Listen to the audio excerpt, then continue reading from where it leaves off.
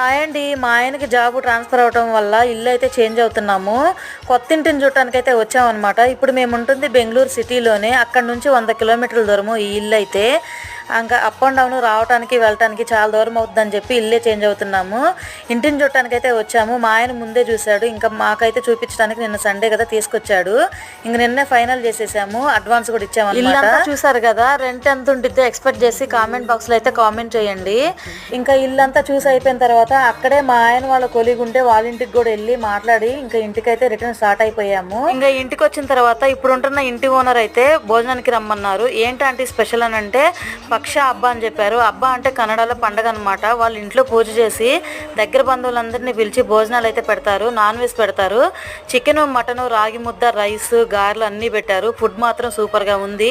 Video నచ్చితే please ఒక్క like చేయండి. ఛానల్ని సబ్స్క్రైబ్ చేసుకోవటం మాత్రం మర్చిపోకండి. Bye bye.